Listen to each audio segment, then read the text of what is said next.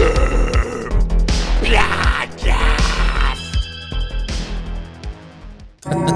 right, anyways.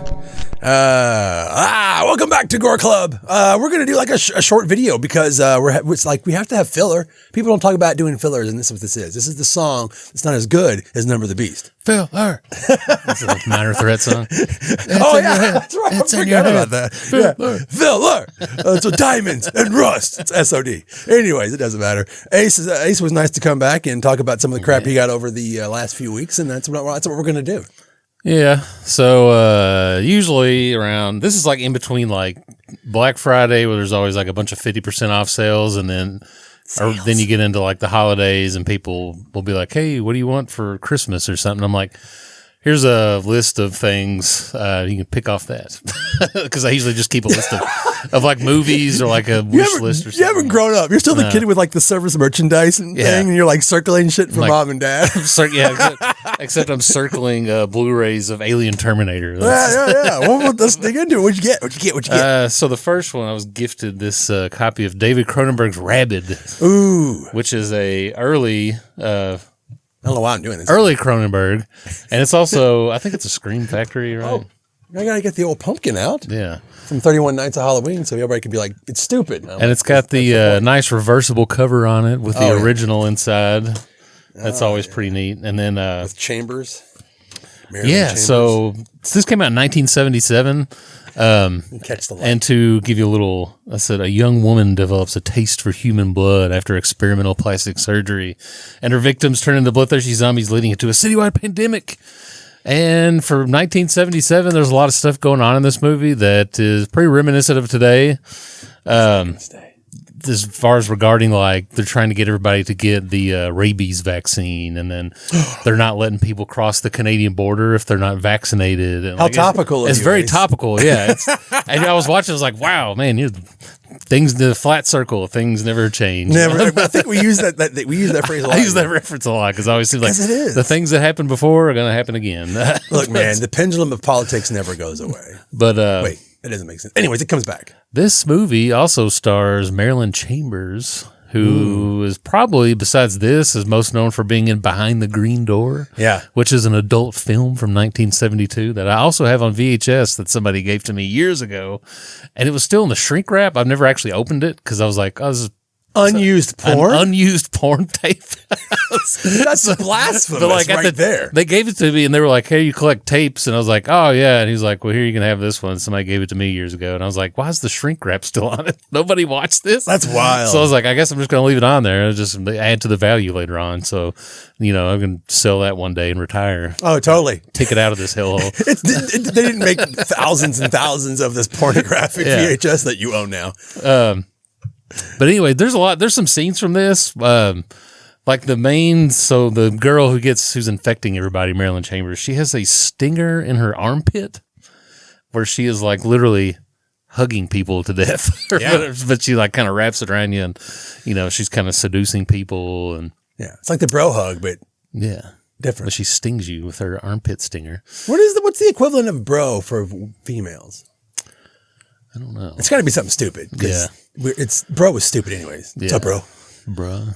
But the main thing that I liked about this the most, it's also kind of the creepiest thing, is that with all this going on, the people, the government and everybody has to go around, they're like trying to clean up all these infected people off the streets, and they're literally just driving around in big garbage trucks with like snipers on top of it.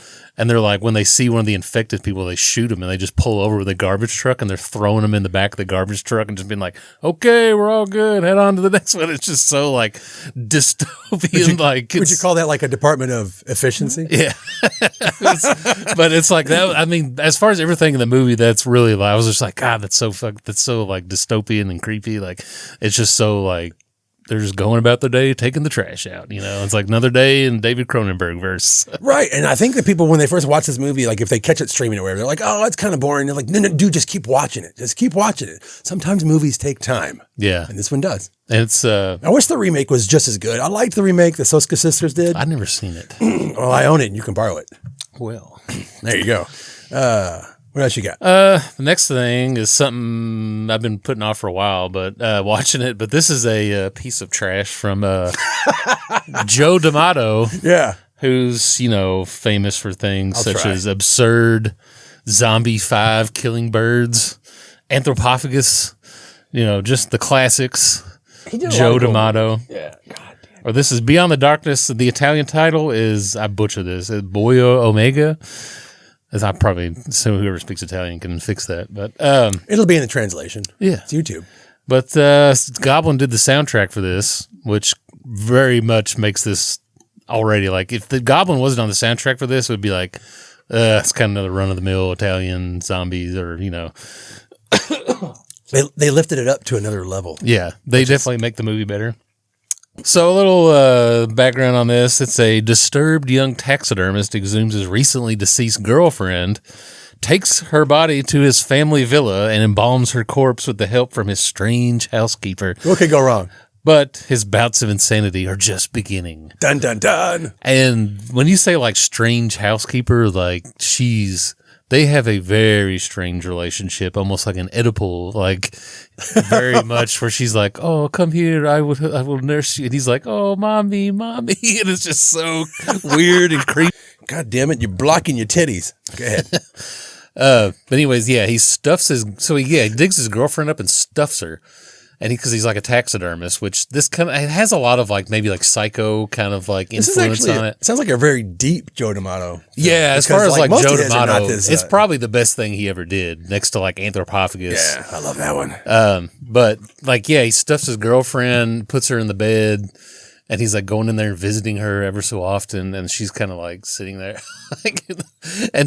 and with this, and he's like, it's just sleazy, it's super gory, like this little thing on the cover.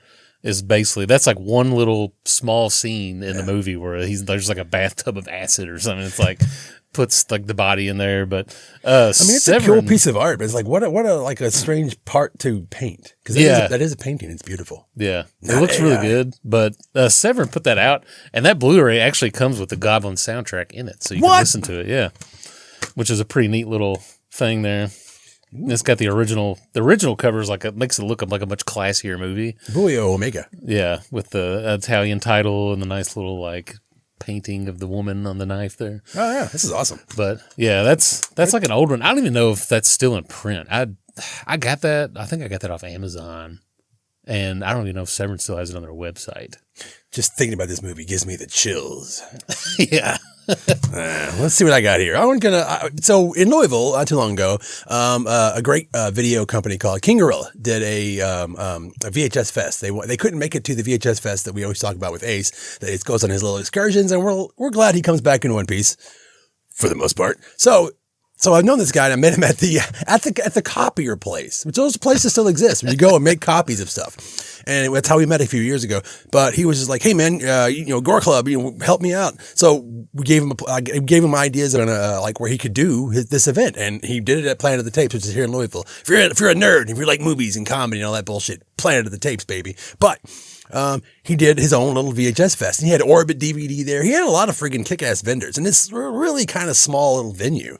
Yeah, and I got some gold. So, and I don't care what anybody thinks. Star Maker VHS. I got a copy of Vamp. I already have a copy of Vamp, but now I have 3 copies of Vamp, and this is a Star Maker version of the copy of Vamp. It says high quality. Star Maker, it's lesser quality. Yeah, it's not as bad as like a Good Times, but ooh, it's a blockbuster. I would definitely buy a Star Maker VHS over a Good Times any day. Actually, I was at somewhere today, and there was a really bad action movie with the bad guy from Karate Kid in it. Yeah. That I saw, and I almost bought it, and then when I took the tape out, I saw Good Times on it, and I put it back on the shelf. Wow. I was like, that's how much of a VHS snob I am. Well, I wasn't even aware of Good Times Video when I was younger. I had the original copy of the Texas Chainsaw Massacre Part 2, and I sold it for some reason, or I gave it to somebody and never got it back. I can't remember. So I had to buy a new one, and that was the first time I picked up a copy of of Good Times. Yeah. And I was like, oh, it's the same thing. It's like almost a SP recording version, but anyway, Star Maker is not that bad, and this is a blockbuster. Make it a blockbuster night, Ace, with Vamp. Nice. If you haven't seen Vamp, you should check it out. It's on Tubi, it's everywhere. But if you can find a cool VHS read, I think Arrow put out a hell of a Blu-ray of it. I need to rewatch it. I think I watched it one time, and what's her name's in it? The Grace Jones. Grace Jones. If you like Pee Wee's Christmas Christmas special, she's the one. She's the best part of it. We watched that. So it's like the best version of that song. She just shows up. I wish she'd have showed up in a freaking coffin because she is the main vampire in Vamp. Vamp basically captures all the cool things about sleazy downtown. I guess technically it's like California, but it could be anywhere USA. And it's like the bad part of town, and the vampires show up, and Billy Drago. If you know who Billy Drago is, he's the best vampire guy. He's the best bad guy of all time. And he drives a fucking hearse. And he's the leader of a fucking albino gang.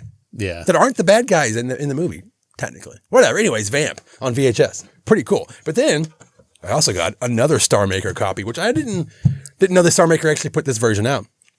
Demons. Now this cover is awesome. I think that's my favorite cover of that. Look at that. Yeah, it's actually a demon hand with the entire audience of the movie theater in its hand. I love that. Because the demons have you in the palm of their hand. That's right, in the movie. Yeah. Yeah. This is like a Dario Argento production. He didn't actually direct it. It doesn't matter. Mario Bava's son directed this, and this is a freaking gold. I mean, even part 2 is awesome. Yeah. If you like Evil Dead Rise, you like Demons too. Anyways, I like the front of this. It says, featuring the music of Rick Springfield. Big deal. Motley Crue, Pretty Maids, which I don't remember that. I don't either.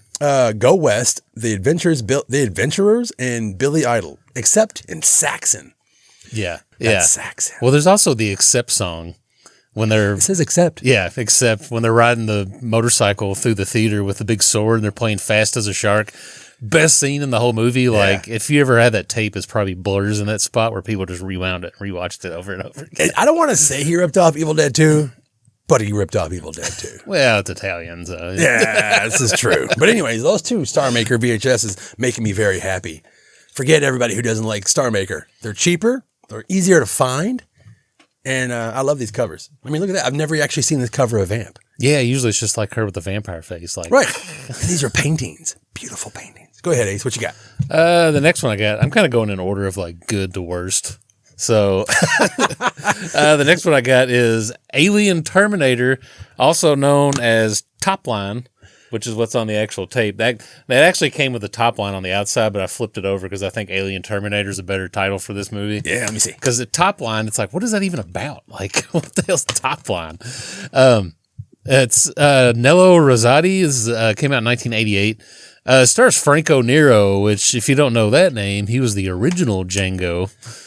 I just rewatched that this week, as a matter of fact. It rules, dude. The original Django movie is awesome. Like there's a scene where he like cuts a dude's ear off and he's like talking to it. It's almost like a certain director saw that in a movie and then put it in his own movie. But yeah, I don't know. Says, maybe a person who made a Django movie called Unchained. Yeah. But it was actually known as one of the goriest westerns of the time when it came out. Late 60s too. Like they're cutting dudes' ears off in that movie and like this is before the Wild Bunch. This is before all that stuff. I mean, he literally is. I mean, let's get over it. Tarantino loves Corbucci. Corbucci actually directed the original Django.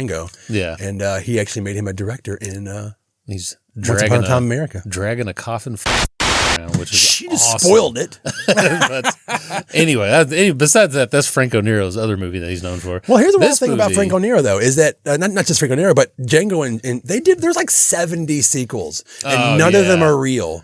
None of them have anything to do with Corbucci or Franco Nero until one. Yeah, except for one. Yeah, seek it out. And Django.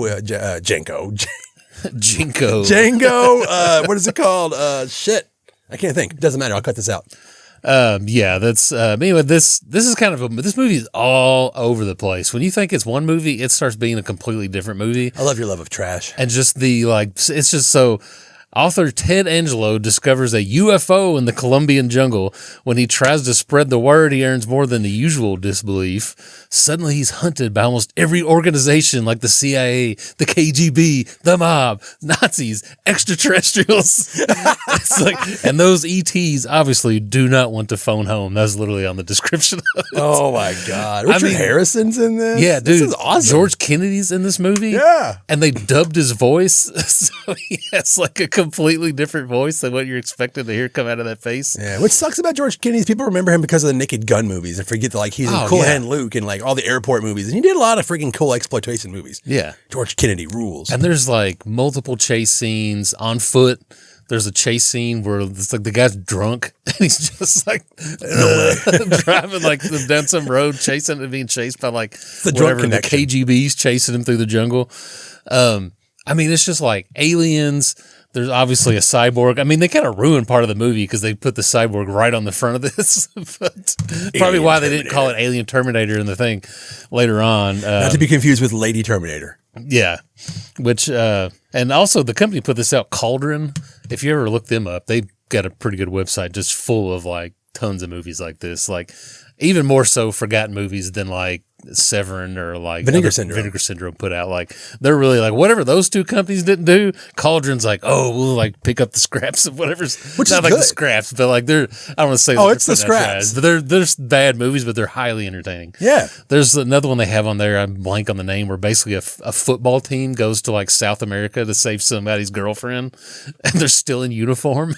I love that their logo is Cauldron, but it actually looks like somebody's hand drawn wizard friggin' thing from their awesome logo too. Yeah, from like their locker from high school is where they look like they painted it on. Yeah, Cauldron Video. There's and finally on the last thing on that one, there's a transformation scene towards the end of the movie that I was watching, and I was like, holy shit, this is like just like the cherry on top of this movie. Everything's been insane, and you think like, okay, it's over now, and you're like, oh my god, it's so good. If you can find that somewhere, I don't know if it's streaming or not. You'd probably find it under Top Line, which I still don't understand why it's called Top Line, but also AKA Alien Terminator. Yeah, I mean that's a really weird like name to call a title for a movie. Like it's not going to sell more. Yeah, like, and it's kind of like Alien Terminator would sell. Yeah, Top Line. What does that mean? Yeah, it makes me think of like a BMX movie or something. It's kind of like how in Italy they have Terminator 2 come out in like the 80s. And then but in America they had to change the name of it to something else completely for obvious reasons. True. So actually, talking about that VHS fest that we had here, thank you, King Gorilla. I actually picked up a bunch of VHSs, some duplicates that I already had, but these are in really good condition, and one that I'll talk about at the very end. But, of course, my favorite actual Amityville horror movie of all time is Amityville 2. But this is pretty much an Italian production. If you watch it, it looks just like that. It looks like a freaking Fulci film with like the gloss and everything that looks wet. And there's always just like a lot of fog in every scene, for lighting purposes. But this is my favorite, besides Amityville 3, which is fucking bonkers. But finding this for really cheap, this is actually an embassy release. Ooh, nice. And if you're a VHS collector, baby, it's the real deal. So yeah, get some heft to it. I go from Star Maker to like real thing. Yeah, actually, you can pick up like one or the other if you buy like a cheap VHS from Good Times or like that. And if you pick up one from like Embassy, there's a weight difference because of like check that out. Okay, there's that. Yeah, and then. If you pick up the tape and it's got a little heft to it, that's how you know it's a good one. I'll pull out another one here. Piranha 2. This is actually sealed still, which is kind of wild. James Cameron. Talking about Terminator 2. Oh, James Cameron's directorial debut. Great cover. Which I freaking love this movie. Lots of good boobage. Lots of actually special effects, of course, And this was the movie that helped start his career. And this is also an Embassy Entertainment release. I have Piranha 2 somewhere around here, but it's not an embassy release. So that's what I when I see an original, I'm like, oh, you don't know what you have. Yeah. $10? Mine. Yeah. Amityville. I don't think America was ready because Amityville was a huge hit. And then they made Amityville 2 and it's very European. Oh, absolutely. And I don't think the American audiences were ready for the weird incest part. That was part of it with the brother and the sister. The effects are great. I mean, it's a perfect 80s sequel. And not in like a bonkers Ghostbusters 2, Gremlins 2. Like, let's just make it dumb. They meant like let's push the effects. Let's push like some of the things that we're gonna watch. That's it. But it's funny that they're both sequels. Screw it. Yeah. Embassy. What you got? The last thing I've got.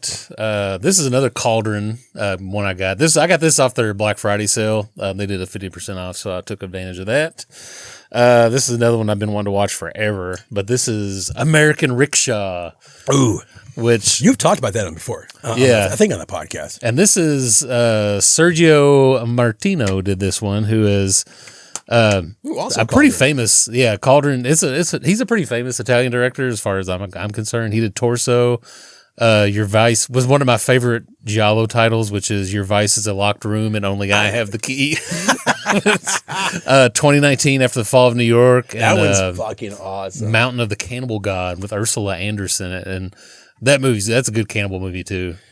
People have been asking us to do a full Italian episode. Maybe we're going to have to pull it out and just finally do it. Yeah. That didn't sound right. Pull it out. Finally do it. This is like something, I guess in Miami, maybe they have people that run rickshaws around. I don't know if that's a thing that happened in 1989. Before food trucks had rickshaws. If you don't know what a rickshaw is, explain. It's a guy basically pulling you around in a little carriage around town, which is mainly it's an Asian thing. I can't remember which part. It's like the cabbies. It's like, an Asian cabbie. Yeah, something like that. Tibet, they did it on Seinfeld one time. There was a whole episode where Kramer was trying to start a rickshaw. Trying to flag down a rickshaw. He couldn't do it, so he created his own company. But it's the description of this movie is pretty wise. A Miami manual rickshaw driver finds himself entangled in the murder of a man he just met. He becomes part of a good versus evil battle between an ancient Chinese witch and an evangelist who is actually the devil incarnate. Wow. So you take Golden Child and Big Trouble in Little China. Dude, exactly. That's exactly what this is. Dude, basically this guy has sex with, he meets like a stripper or she's like a sex, I can't remember exactly what, or she was like walking the street.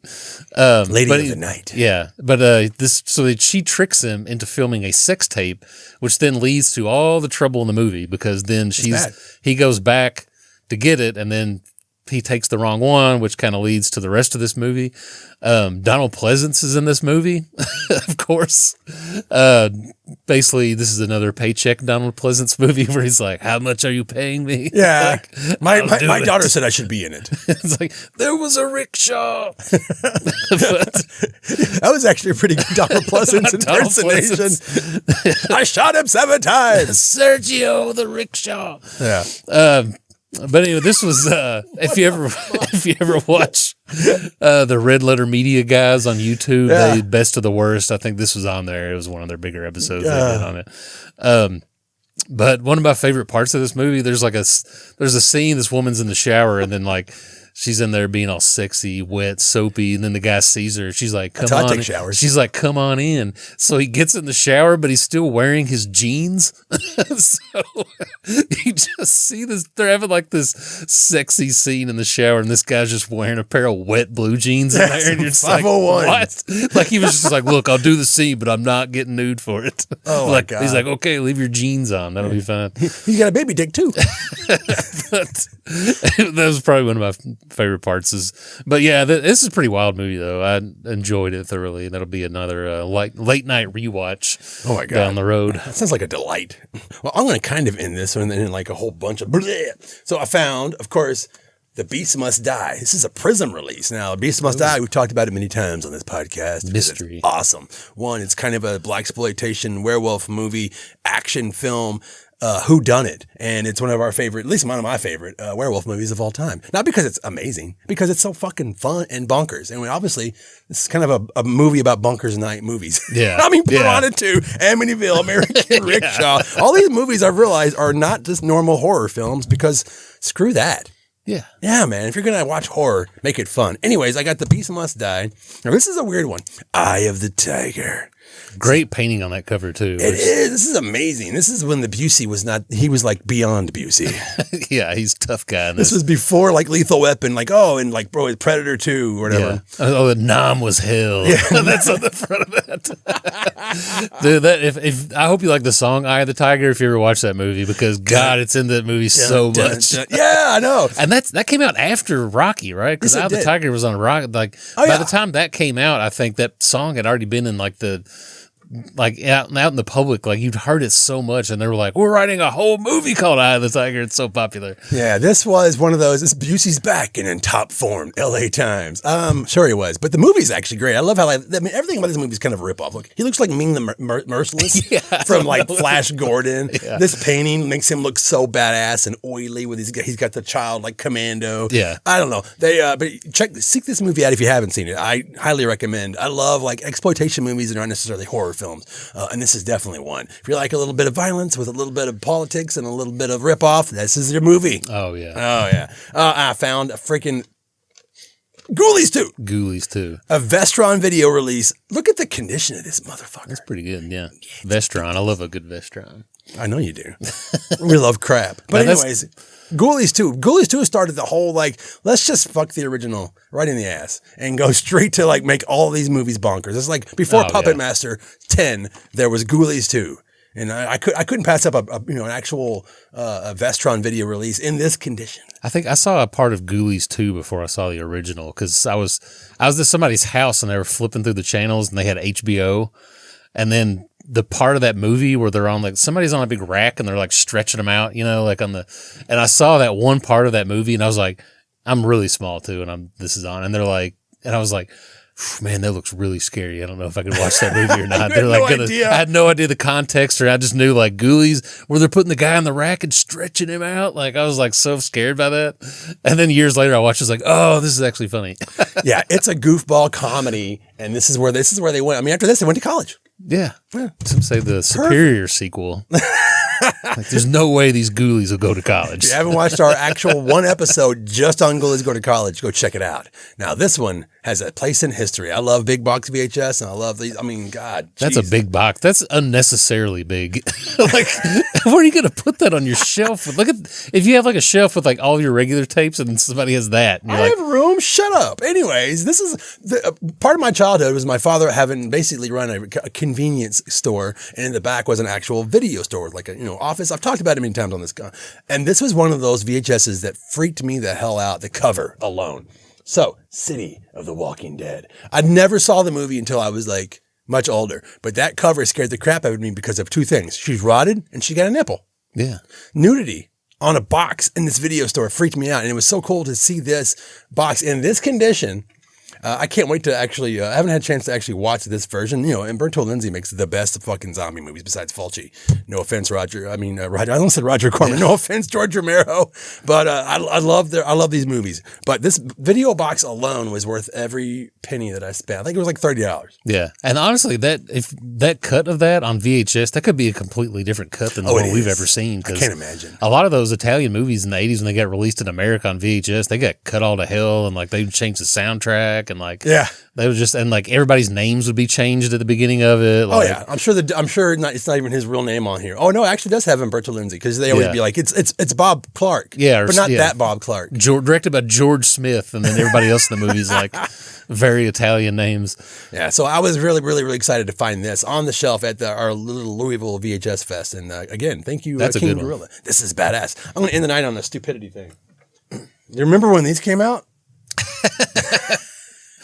Sneakers. The Friday the 13th sneakers at Walmart. $20. $20? That's all I got. That ain't bad. No, but I'm going to sell them because I don't want these. Oh, yeah. I was sober as hell, probably. And I saw them. I was like, look at this. Beautiful. But you could jump so high in those. Oh, my God. Kicks. Anyways. They should have made them like those old shoes from the 90s, wherever you walked and they would like make a noise or like light up or something. The coolest thing is that it actually has its own little tag. It's Friday the 13th. Actually, New Line Cinema. Oh, I forgot. Yeah, they own it now. But anyways, these are actually pretty cool. That is the last thing I'm going to talk about because this is stupid.